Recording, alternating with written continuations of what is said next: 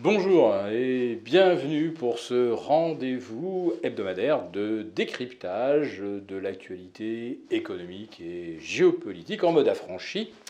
Je salue tous les abonnés de TV Liberté pour cet épisode que je vais intituler L'économie de marché, c'est beaucoup mieux sans les marchés.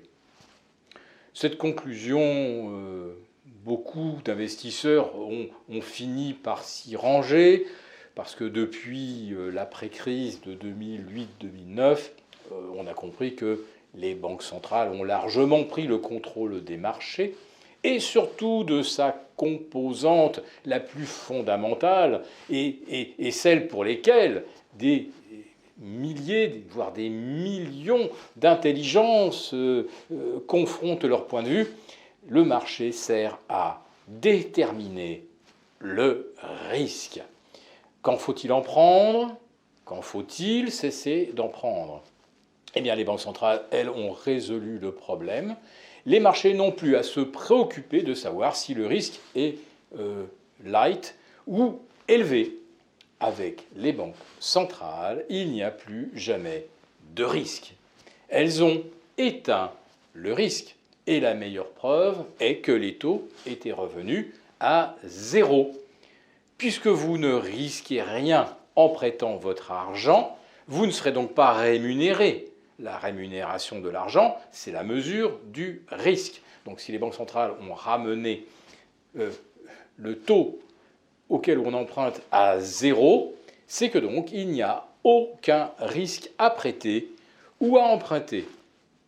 Mais alors, dites donc là, maintenant qu'on a des taux à 4,5%, voire bientôt 5,5% aux États-Unis, mais alors est-ce qu'on ne serait pas dans le risque, puisque d'un seul coup l'argent a de nouveau une valeur? Et si il y a du risque, comment se fait-il que l'actif le plus risqué, c'est-à-dire l'action, la part dans une entreprise confrontée à un environnement hostile, à des vents contraires, de récession, d'inflation, de pénurie de matières premières dans certains domaines, comment se fait-il que les actions aujourd'hui ne prennent toujours pas en compte le fait que le risque a de nouveau un prix? Eh bien, ça, c'est un des paradoxes qu'il est difficile de résoudre si on ne connaît pas bien en détail le fonctionnement, non pas du marché en tant que entité qui, par approximation, parvient à évaluer le risque.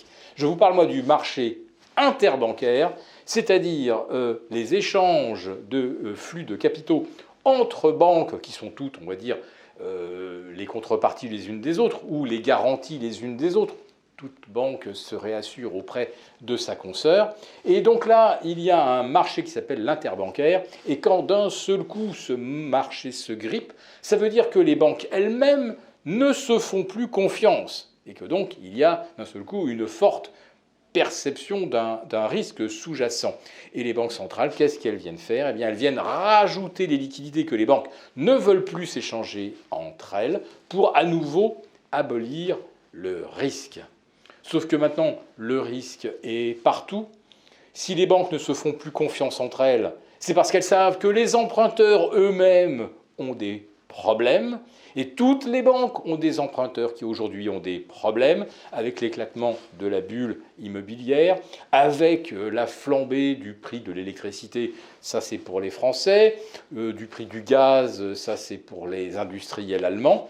Bref, on est bien conscient quand on regarde autour de soi qu'il y a un risque vrai, un risque absolument incontestable pour des entreprises qui ne sont plus rentables, pour des promoteurs immobiliers qui ne trouvent plus d'acheteurs et qui ont déjà préfinancé leur programme. Si l'argent ne rentre pas, ils feront faillite, etc.